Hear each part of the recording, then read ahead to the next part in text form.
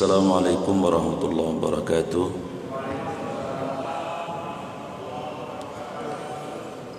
Alhamdulillah wa kafa wassalatu wassalamu ala nabiyil mustafa wa ala alihi wa sahbihi ahli sidqi wal wafa ma ba'd. Qala Allah ta'ala a'udzu billahi minasyaitonir rajim. Yarfa'illahu alladhina amanu minkum والذين أوتوا العلم درجات. وقال أيضا في آية أخرى سبحانك لا علم لنا إلا ما علمتنا إنك أنت العليم الحكيم. وقال النبي صلى الله عليه وسلم من سلك طريقا يلتمس فيه علما سهل الله له طريقا إلى الجنة atau kama qala Rasulullah sallallahu alaihi wasallam.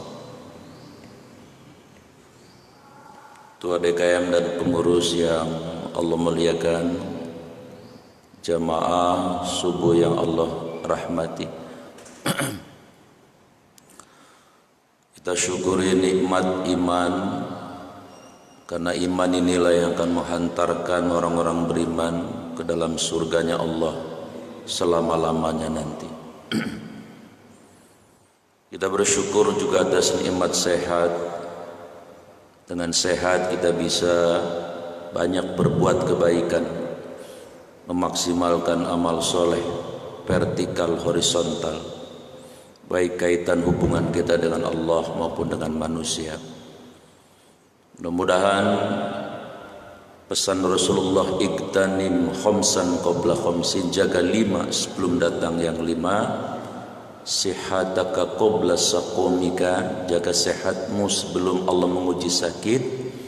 Kita manfaatkan waktu sehat untuk menjadi orang yang baik di mata Allah dan di mata manusia. Kita syukuri juga nikmat taufik dan hidayah,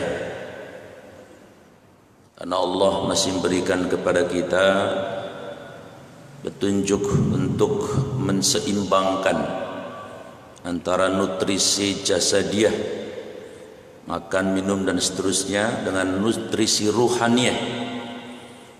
Maka alhamdulillah kita hadir di weekend Sabtu Ahad, tidak lama, gak nyampe 10 jam, tapi Allah dan Rasulnya memberikan reward dahsyat sekali. Rasul bersabda, man, siapa orang kharaja keluar in baitihi, dari rumahnya, dari kediamannya, bitolabil ilmi, lalu hadir di majlis ilmu, bahwa maka dia fisabilillah, di mata Allah dia sedang berjihad ilmu, hatta yarji, sampai nanti kembali. Jadi nanti pulang, gak usah khawatir, malaikat sudah mencatatkan buat kita pagi ini pahala jihad ilmu yang lebih mahal dari dunia dan seluruh isinya.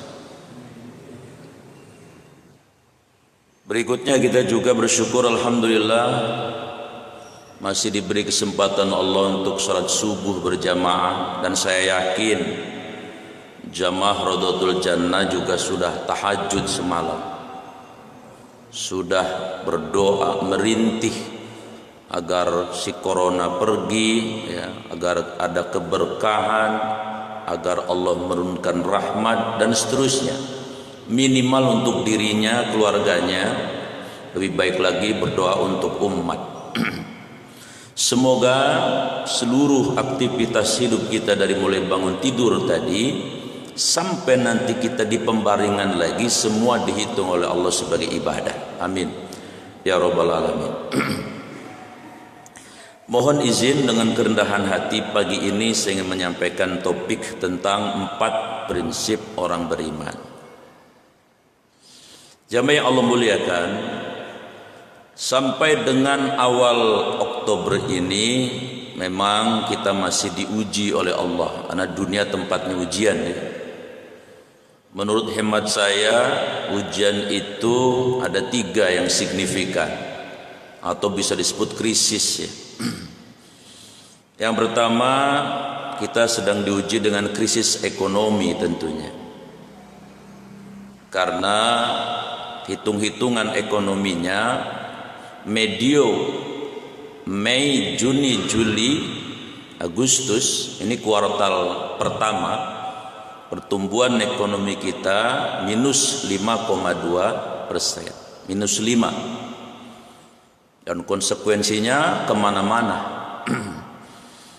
Nah, medio berikutnya September, Oktober, November, Desember, kuartal keduanya, baik itu Bank Dunia, para ahli ekonomi, negeri kita tetap tidak tumbuh positif, masih tumbuh negatif antara 1,6 sampai 2%. Berarti minus juga, belum positif.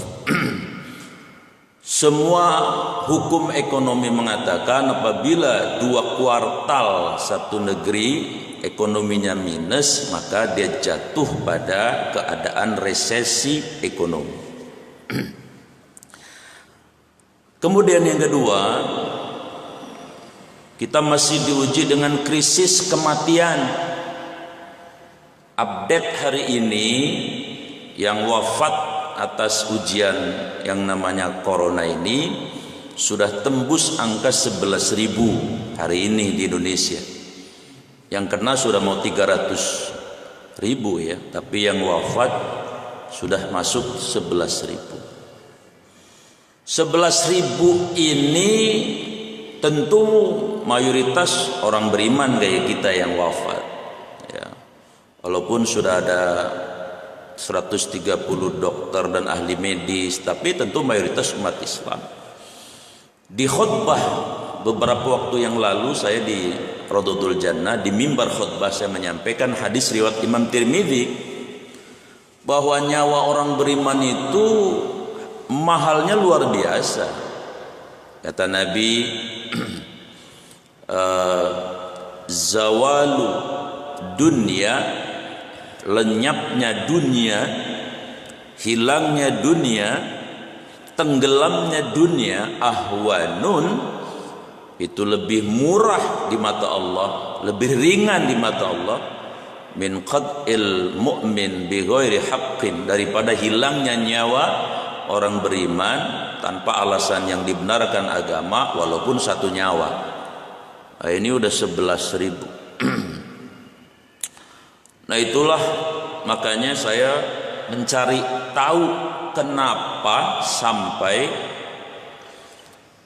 NU sebagai ormas terbesar di Indonesia yang anggotanya puluhan juta, lalu Muhammadiyah ormas terbesar tertua. Kalau yang terbesar memang jumlah kuantitatifnya NU, tapi kalau yang tertua terbesar itu yang Muhammadiyah. Karena Muhammadiyah lahir tahun 1912, NU lahir 1926. Jadi NU Muhammadiyah ditambah MUI mengeluarkan taklimat rekomendasi bahwa isinya meminta agar pilkada 9 Desember nanti ditunda dulu.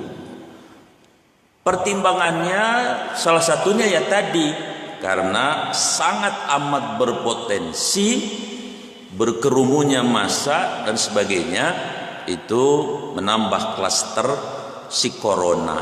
Dan tentu logikanya bisa jadi yang wafat nanti luar biasa banyak, karena ini pilkada serentak ya.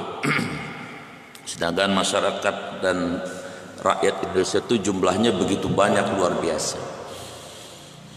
Jadi saya sampai berpikir, kalau sudah 3 ormas, 3 institusi yang sangat berwibawa ini meminta, biasanya sih mudah-mudahan sih diakomodir ya, diakomodir. Tetapi sepertinya memang belum ada sinyal untuk ditunda. Nah, saya sebagai seorang ustadz juga penasaran, kenapa kok nggak mau ditunda ini? Pasti ada alasannya. Kita berhusnudzon. Saya cari-cari nggak ketemu-ketemu. Ada acara tuh di TV namanya ILC. Saya ketemu tuh. Kenapa nggak mau ditunda? Ada orang pinter namanya Dr. Repli Harun menganalisis setidaknya 3 alasannya kenapa nggak mau ditunda. Yang pertama, kata beliau, analisisnya barangkali karena banyak keluarga dari para pembesar-pembesar negeri ini yang nyalon. Jadi secara psikologi ya kalau ditunda kelamaan nanti keluarga kita nggak jadi calon pejabat-pejabat baru.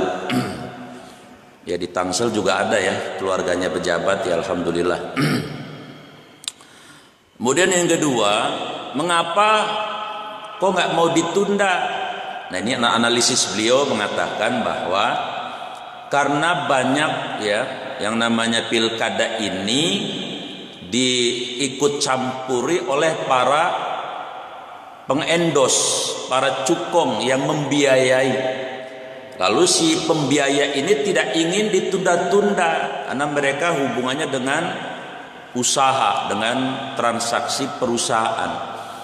Jadi kalau ditunda-tunda rugi dong, kira-kira seperti itu. Ya ini memang fakta lah, tidak boleh kita tutup-tutupi Pak. Jangan kata mau jadi wali kota, menjadi RW aja ada tim suksesnya, sekarang ada pembiayaannya. Apalagi jadi gubernur.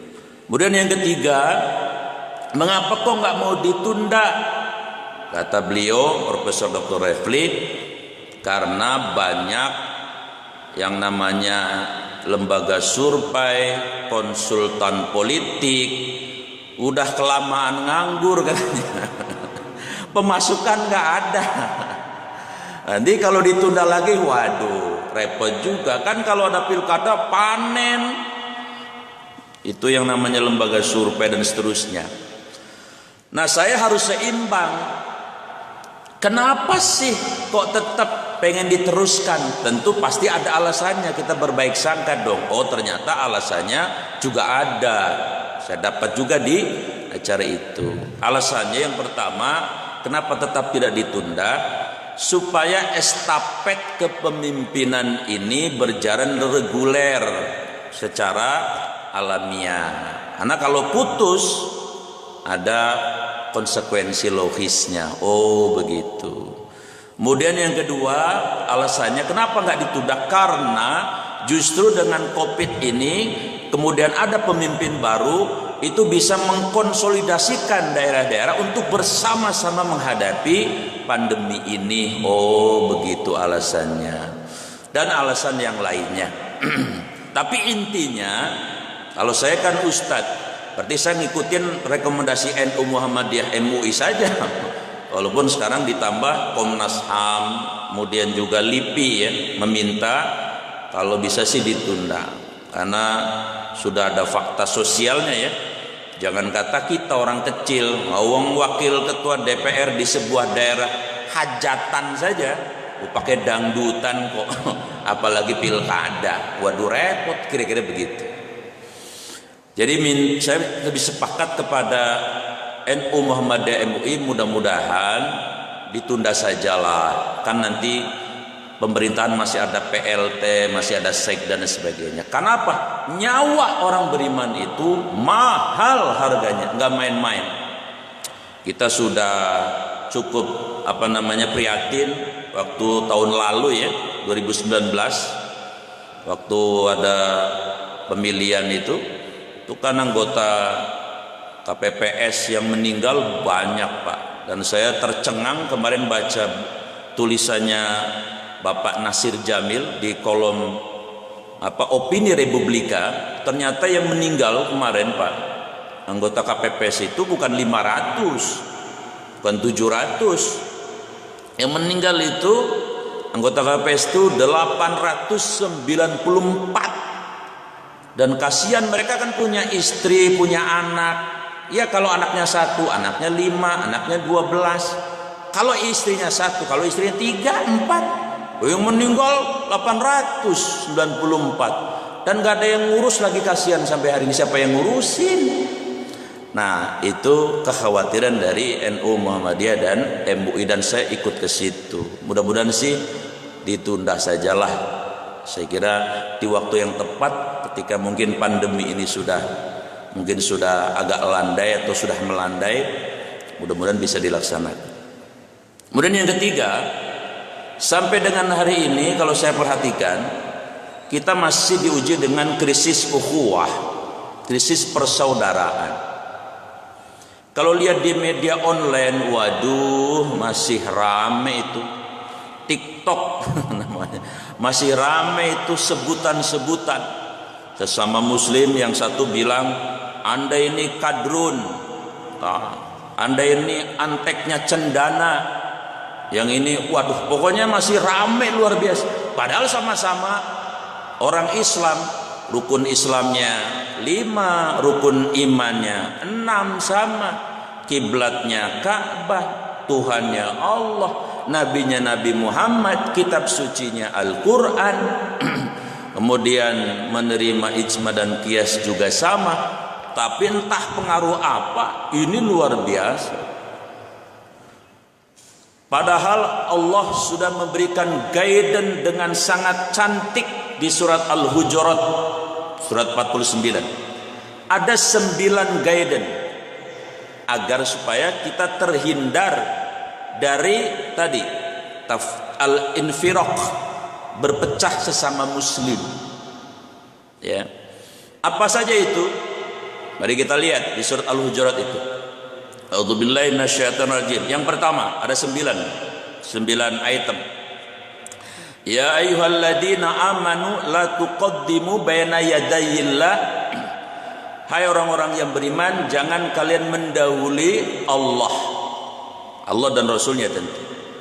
Wattaqullaha innallaha sami'un alim. Apa maknanya ini? Dalam berinteraksi, apalagi sesama mukmin, maka yang dikedepankan adalah value, nilai-nilai yang diberikan oleh Allah melalui Al-Quran. Jangan mendahului Al-Quran maksudnya. Ketika Mu'adz bin Jabal diutus ke Yaman, pesan Nabi, bukan pesan Nabi nanya, tapi Mu'adz cerdas. Mu'adz, ya, ente ngurusin umat itu acuannya apa? Oh, saya acuannya Al-Quran ya Rasul. Kalau nggak ada, ya sunnah, hadis. Kalau nggak ada, ya saya beristihad. Ya, karena pada waktu itu kan belum ada kaidah-kaidah fikih. Ya, kata Rasulullah, dilus dadanya. Artinya memang dalam mengurusi umat, acuan orang beriman itu adalah ke Al-Quran. Ada nggak di Quran? Cocok nggak dengan Al-Quran? Kira-kira seperti itu. Kemudian yang kedua, etika sesama muslim di dalam surat Al-Hujurat adalah ya ayyuhalladzina amanu la tarfa'u aswatakum fawqa sautin nabi. Orang-orang yang beriman, jangan suaramu itu lebih tinggi dari suara Nabi. Maknanya apa ini? Ya sama. Kalau tadi jangan mendahului Quran, kalau bisa acuannya pertama adalah Quran. Nah, yang kedua adalah jangan mendahului Nabi. Kalau bisa dalam berinteraksi itu acuan kita adalah sunnah dan hadis Rasulullah Shallallahu Alaihi Wasallam. Adem kalau begini. Lah kalau acuannya yang ini isme liberal, yang ini isme komunis, yang ini isme manusia, ya kacau beliau jadinya urusan kayak sekarang ini ribet. Padahal kalau orang Islam acuannya Al-Quran, acuannya sunnah Rasulullah, adem kayaknya. Itu yang kedua. Yang ketiga, kemudian adalah walau annahum sabaru hatta takhruja ilaihim lakana khairul lahum. Lalu Allah berfirman, ya ayyuhalladzina amanu in ja'akum fasikum binaba'in fatabayyanu an tusibu qauman bijahalatin fatusibu kaum jahila. Ketika ada berita dari orang fasik, fatabayyanu. Nah, ini masuk secara horizontalnya. Kalau tadi vertikalnya Allah dan Rasulnya, nah masuk secara horizontalnya. Kalau ada berita tabayyun, jadi untuk meminimalisir tadi yang namanya mispersepsi satu dengan yang lain, tabayyun. Kalau kita sesama muslim, fatabayyan. Karena dikhawatirkan kita antusibu qauman bijahalatin fatusbihu ala ma fa'altum nadimin. Karena ketika kita tidak tabayun, kita bisa menzolimi saudara kita karena akibat dari kelalaian tidak tabayun tadi. Itu yang ketiga. Nah, kemudian yang keempat, rule atau etika muslim sesama muslim adalah innamal mu'minuna ikhwatum fa aslihu baina akhwaikum. Kalau kita melihat ada yang berselisih, jangan dikomporin. Tapi fa aslihu, damain supaya adem. Jadi kalau kita di WA mau bikin status di Facebook di mana-mana, bikinlah supaya orang pada damai lah, kira-kira begitu. Fa aslihu baina akhwaikum. Wattaqullaha la'allakum turhamun. Bertakwalah kalian kepada Allah agar kalian mendapatkan rahmat dari Allah Subhanahu wa taala. Kemudian yang keempat, lalu masuklah larangan-larangan. Apa itu? Larangan yang pertama, ya ayyuhalladzina amanu la yaskhar qaumun min qaumin asa ayakunu khairum minhum. Hai orang-orang yang beriman, jangan satu golongan dengan golongan yang lain, satu kelompok dengan kelompok yang lain, satu ormas dengan ormas yang lain, satu institusi politik Islam dengan politik Islam yang lain, itu merendahkan satu dengan yang lainnya. Karena boleh jadi yang direndahkan itu lebih mulia di sisi Allah Subhanahu wa taala. La yaskhar qaumun min qaumin asa yakunu khairum minhum. Kemudian la yaskhar qaumun min qaumin asa yakunu khairum wala nisa'u min nisa'in asa yakuna khairum minhum wala talmizu anfusakum. Yang kelima, jangan saling mencela. Wala talmizu anfusakum wala tanabasu bil alqab. Yang keenam, jangan saling memberi gelar buruk tadi, misalnya kadrun, antek cendana dan sebagainya. Lalu kemudian yang ketujuh, ya ayyuhalladzina amanu istanibu katsiran minadh-dhann. Jangan negatif thinking sesama orang Islam. Kemudian apa yang kedelapan? Wala tajassasu. Jangan nyari-nyari kesalahan sesama orang Islam. Wala tajassasu. Dan yang terakhir yang kesembilan, wala yaghtab ba'dukum ba'dha. Jangan menceritakan keburukan saudara seiman. Kalau 9 ini kita praktekin, ya insya Allah adem lah. Saya kira krisis ukhuwah tidak terjadi karena orang tua kita itu sudah mengajarkan kita, orang Indonesia, al-ukhuwah itu khamsatul anwa. Jadi persaudaraan di negeri Indonesia itu ada 5 bagi seorang muslim. Pertama, ukhuwah imaniyah, kita harus bersaudara sesama orang beriman. Yang kedua, ukhuwah nasabiyah, kita itu punya saudara sedarah, harus dijaga etikanya, akhlaknya dengan sesama saudara. Yang ketiga, ukhuwah wataniyah, kita itu punya saudara 265 juta ditakdirkan oleh Allah hidup di Indonesia. Ini saudara kita semuanya dari sekian banyak suku dan sebagainya. Yang keempat adalah ukhuwah basyariyah, kita ditakdirkan Allah jadi manusia, keturunannya Nabi Adam, namanya Bashar. Maka 7,7 miliar manusia ya saudara kita, tidak boleh saling menzalimi. Dan yang kelima adalah ukhuwah alamiyah, persaudaraan, bahwa kita itu punya saudara, ada 5 saudara kita di alam semesta raya ini. Ada malaikat, ada jin, ada hewan, ada tumbuhan. Itu saudara kita semuanya, dan kita sama-sama statusnya makhluk kok. Nah, jadi mudah-mudahan krisis ukhuwah ini semakin ke depan semakin berakhir, karena sudah sangat repot ya. Udah krisis ekonomi, krisis kematian, krisis ukhuwah lagi. Lalu pertanyaannya, bagaimana menghadapi krisis-krisis ini yang 3? Ada 4 prinsip di dalam Al-Quran. Mudah-mudahan ini bisa kita aplikasikan, terutama saya. Dan itu semua termaktub di dalam surat Al-Baqarah ayat 152 sampai 157. Mungkin orang sini udah apal ayatnya kali ya. Saya cuma bacain doang, ini izin, minta izin. Apa itu yang pertama? Fadkuruni adzkurkum washkuruli wala takfurun. Ini disebut dengan modal hidup. Apa modal hidup? Fadkuruni, dikir sama Allah dalam pengertian yang sangat luas dikirnya. Yang kedua apa? Fadkur washkuruli, syukur. Wala takfurun, jangan kufur, jangan tutupi. Jadi prinsip pertama orang beriman dalam menghadapi krisis apapun, modal yang dipegang adalah tadi zikir sama syukur. Insya Allah adem dah, kira-kira begitu. Ya bagaimana nggak adem? Orang yang zikir itu kan bumi ini kayak sajadahnya dia.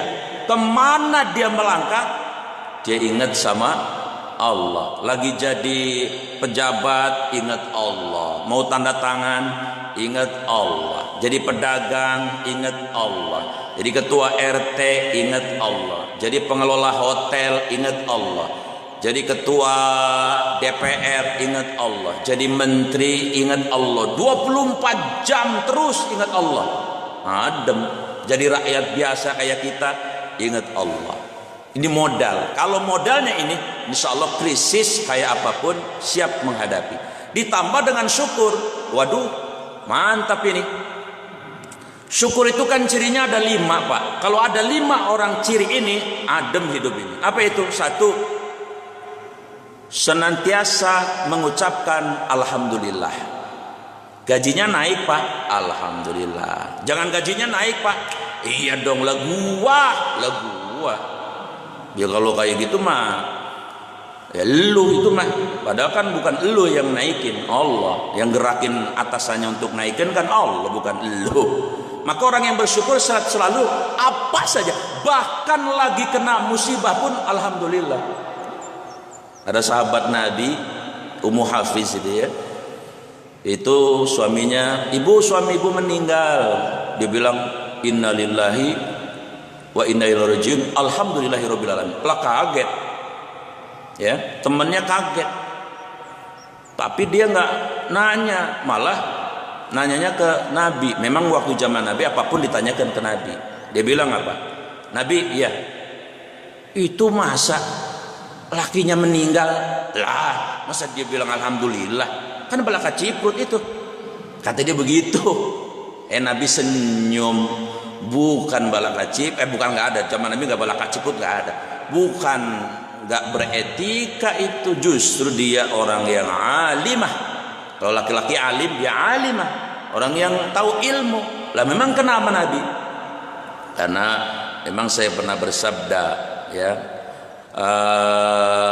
Allah akan menyiapkan satu pintu surga nanti, yang pintu surga itu disediakan khusus untuk al-hamidin wal hamidat, yaitu orang yang waktu di dunia diuji Allah tetap memuji Allah.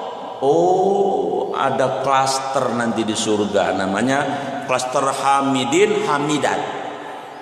Jadi kan begini Pak, logikanya kan Pak, ya kalau kita dikasih nikmat ngomong alhamdulillah mah biasa, mah kelas biasa, ini mah kelas ekonomi. Nah yang hebat kan diuji tetap memuji Allah. Nah ini nanti dia dapat itu tuh, klaster itu. Kira-kira sanggup nggak kita begitu bayar? Kalau bapak-bapak mah misalnya ditinggal istrinya meninggal, ya sangat mungkin mengucapkan alhamdulillah. Kenapa? Lah katanya gantinya banyak. Lah memang perempuan nggak ada gantinya apa? Jadi jamaah yang saya muliakan, fadkuruni adzkurkum washkuri wala takfur. Jadi ciri orang yang bersyukur, kemana saja dia ingat yang ngasih nikmat, alhamdulillah. Sedikit kayak banyak, syukur banyak. Ini saya alhamdulillah lagi banyak mengucapkan alhamdulillah ini. Alhamdulillah, entah bagaimana ada aja rezeki. Ya itulah bedanya rezeki sama gaji. Betul, katanya sekarang gaji pada kurang. Iya itu mah gaji. Yang penting gaji makan dari manusia, kurang nggak apa-apa. Yang penting rezeki jangan kurang, kan begitu. Rezeki mah dari Allah, nggak ada kalkulasinya. Ya kalau gaji makan ditentuin sebulan 5 juta, ya segitu baik. Naik juga kalau udah 4 tahun paling tidak kalau pegawai negeri. Kalau rezeki mah bisa naik dalam 2 hari, dalam 2 menit juga bisa naik kalau Allah berkehendak. Jadi kita harus cari muka sama atasan boleh dalam pengertian yang baik, tapi harus banyak cari muka kepada Allah supaya rezekinya nggak putus-putus lah, kira-kira begitu. Alhamdulillah. Yang kedua, ciri orang yang bersyukur adalah mengakui dengan jujur semua yang ada di dunia ini punya Allah, cuman titipan doang. Ya jabatannya direktur. Ingat dong Nabi Sulaiman, apa sih hebatnya direktur dibandingkan dengan jabatan Nabi Sulaiman? Lah Nabi Sulaiman raja, rasul lagi, hartanya kalau sejelupang ini dikumpulin sampai pendaringannya direken gak bakal nyampe sampai kekayaan Nabi Sulaiman. Tapi ketika ditanya, ya Nabi Sulaiman, ini semua punya siapa? Anda luar biasa kaya rasul. Nabi Sulaiman bilangnya, hadza min fadlillah, ini mah cuman titipan Allah. Saya jadi raja titipan, saya kaya raya titipan, saya punya istri punya anak yang banyak titipan, saya punya kebun yang lebar titipan doang. Adem itu. Yang ketiga, ciri orang yang bersyukur itu apa? Idza kana, apabila wajada minallahu syai'a fayunqasim li ghairihi, kalau udah dapat rezeki dari Allah yang banyak itu bagi dong, kira-kira begitu. Memangnya kenapa kudu bagi? Karena ada 2 benefit. Kalau kita bagi nggak usah khawatir, pasti dibagi lagi sama Allah. Yang kedua, kalau kita bagi ada pahalanya di dunia dan di akhirat. Yang pertama, harta kita nggak pernah akan berkurang, malah bal yasad. Yang kedua, kita membahagiakan orang lain, itu pahalanya dahsyat, namanya ibadah sosial. Yang keempat, ciri orang yang bersyukur itu adalah apa? Ketika Allah ngasih karunia, yazidut ta'ah, nambah taatnya sama Allah. Ini kadang-kadang enggak, kita ditambahin terus, mintanya doa, tambah terus nikmat, tambah terus nikmat. Lah taatnya kagak, enggak bisa. Kalau sudah diberi, tambah taatnya, Allah makin percaya, makin ditambah. Kira-kira seperti itu. Dan yang kelima, ciri orang yang bersyukur itu adalah dia berterima kasih juga kepada manusia.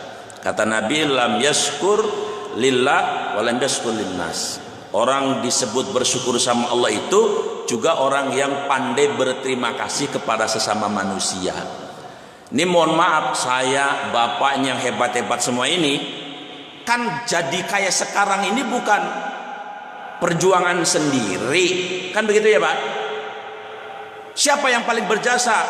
Pertama, emak kita. Mungkin kita pinter, oke.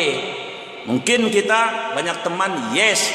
Tapi jangan lupa dong, waktu kita SD, SMP, SMA, kuliah, jeritan malam emak kita yang nangis, ya Allah, sukseskan anak saya dunia akhirat, ya Allah, jodohkan dia dengan jodoh yang soleh, ya Allah. Itu nggak pernah kita ingat kadang-kadang. Lah tahunya sekarang, padahal jeritan emak berpuluh-puluh tahun.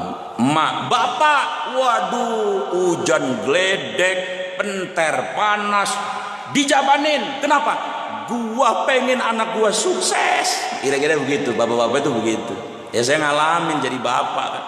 Bagaimanapun caranya saya harus dapat rezeki yang halal agar anak saya di atas saya kalau bisa. Kan begitu.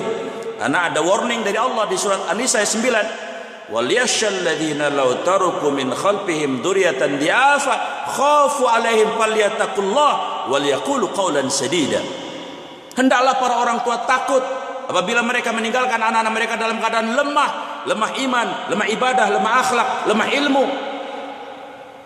Maka kita dianjurkan semampu kita, semaksimal kita berupaya agar anak kita dalam keadaan tidak lemah. Nah itu kita berjuangkan. Nah itu yang berjasa. Siapa lagi yang berjasa? Sekarang ini kita sudah kayak gini. Siapa yang berjasa? Banyak. Saudara, teman, siapa saja yang menjadi wasilah sehingga kita sampai sekarang ini, terutama guru-guru, terutama guru yang pernah ngajarin apa Al-Fatihah pertama, ngajarin huruf alif batasa, itu jasanya luar biasa. Imam Ali mengatakan, siapa yang mengajarkan kepadaku satu huruf, maka aku budaknya dia, aku akan hormat sama dia, siapapun dia. Ya, zaman sekarang kayaknya sudah berubah ini, sehingga berkahnya ilmu kurang, karena kadang-kadang kita sebagai murid tidak menghargai guru. Jamaah yang dimuliakan oleh Allah Subhanahu wa taala, itu yang pertama, prinsip orang beriman menghadapi krisis. Jadi modalnya adalah ingat Allah 24 jam kalau bisa, qiyaman wa qu'udan wa ala junubihim, berdiri, duduk maupun berbaring. Itu juga bisa maknanya lagi sukses kayak, lagi setengah sukses kayak, lagi tepar kayak, lagi sakit kayak, tetap ingat Allah sama bersyukur. Kalau sakit kita cuman pilek, alhamdulillah, yang lain batuk-batuk. Yang batuk-batuk alhamdulillah, yang lain bengek. Yang bengek alhamdulillah, yang lain kena covid. Yang kena covid alhamdulillah, yang lain baru kena covid hari ini, besok mati, saya belum mati. Terus begitu. Yang kedua, prinsip orang beriman menghadapi krisis adalah ayat berikutnya. Ya ayyuhalladzina amanusta'inu bisabri wassalah. Sabar sama salat dikolaborasikan. Sabar itu apa sih? Sabar itu rela, ridho, ya Allah, karena memang dunia tempatnya ujian, saya rela ada covid corona, kami rela ya Allah, ma'asaba min musibatin illa biiznillah, karena tidak mungkin ini tidak direncanakan oleh Engkau ya Allah. Di Lauhil Mahfuz sudah ada tulisan tahun 2020 awal, entah sampai nggak tahu, itu Allah sudah tetapkan akan ada ujian untuk manusia yang namanya corona. Tapi bagi kita orang beriman kan hadisnya jelas, riwayat Imam Muslim, as-syuhada'u khamsah, orang mati syahid ada 5. Yang pertama al-mat'un, yang kena penyakit mewabah. Bagi orang beriman si covid kena mati syahid, ya apa susahnya? Jadi jamaah yang, tapi tetap kita harus minta agar diangkat ini si covid ini segera. Nah, jadi sabar itu maknanya adalah dia berikhtiar maksimal, tapi hati ini sangat meyakini bahwa tidak ada yang terjadi di dalam alam semesta raya ini, peristiwa apapun, apalagi musibah, kecuali sudah Allah tetapkan. Ya, dan pasti ada hikmahnya. Memang kalau matahari masih jam 12 siang, jangan nungguin buru-buru tenggelam. Tapi pasti matahari pasti nanti tenggelam. Maksudnya apa? Ya kalau Allah belum menghendaki si covid ini hilang, ya nggak bisa, ya.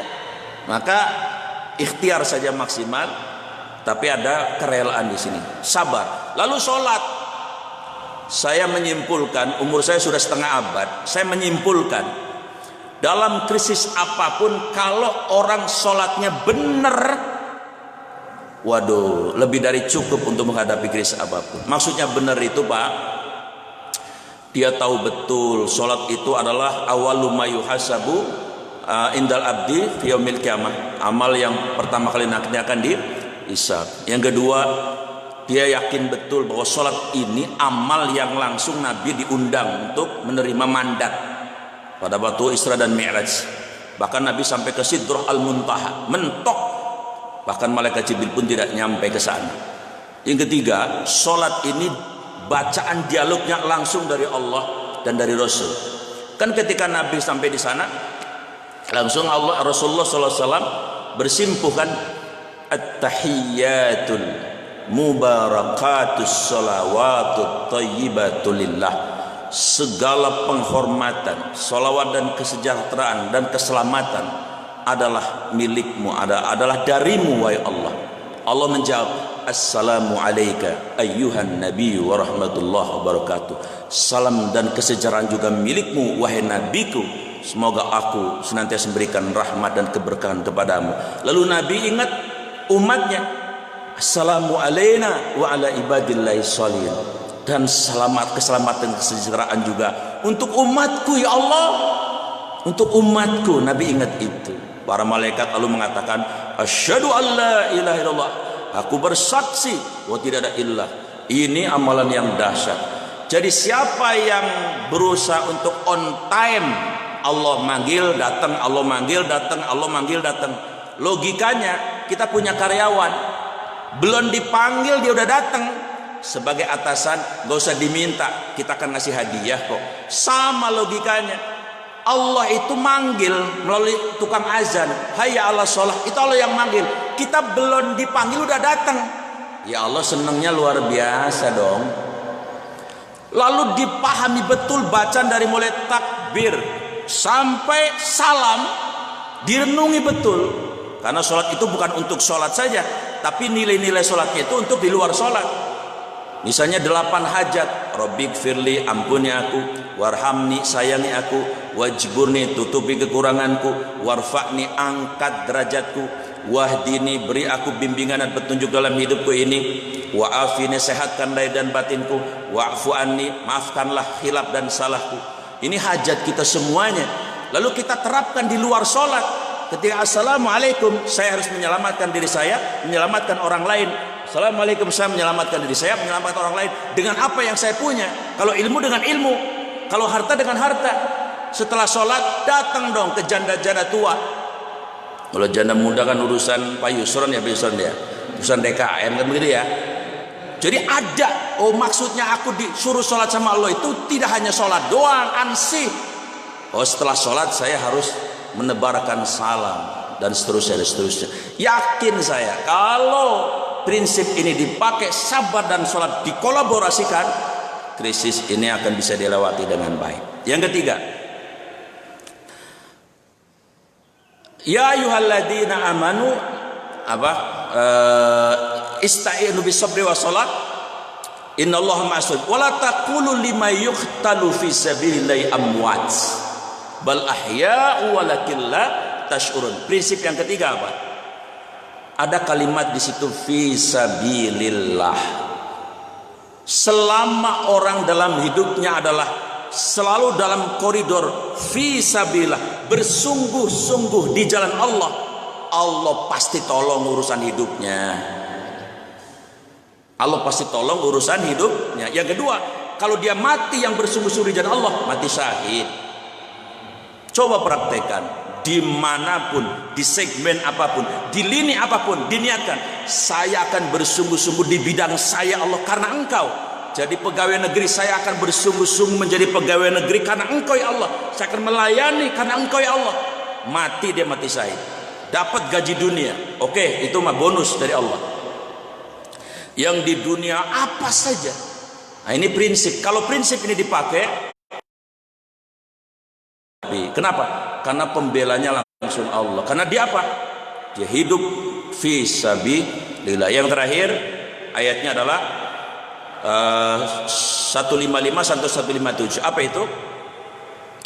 Wala nabluwannakum bisyai'in minal khaufi wal ju'i wa naqsin minal amwali wal anfusi wa thamarat wa basyiris sabirin. Jadi kita kudu siap. Memang Allah sudah memberitahu, ibarat kita kuliah itu dosen sudah ngasih tahu, hamba-hambaku, dunia ini bukan surga ya, dunia ini tempat saya diuji kalian, tapi nggak lama, paling 70 tahun. Kalau kalian lulus, nanti surganya selama-lamanya. Apa ujiannya? 5. Allah sebutin, minal khauf, sedikit rasa cemas, takut. Ya kayak sekarang, jangan-jangan kena nih gua corona, ujian. Selama kita masih ada corona, itu hadis Nabi apa mengatakan, mayusabbul mu'min hatta syaukata yushakibi illa kataballahu anhu hasanatan wa khuttat anhu khati'atan. Selama masih ada corona dan kita sabar, tiap detik dosa kita dirontokin sama Allah. Nah, jadi ada hikmahnya corona itu. Khauf wal ju', lapar, banyak orang lapar, dan itu ujian hidup. 3, wa naqsim lal amwal, kurang harta. Ya sekarang gaji orang pada ada yang separoh, ada yang 2/3, bahkan ada yang, saya kemarin di blog, jangan nyebut melatihnya blog apa. Saya kaget, masya Allah, kok jadi jualan?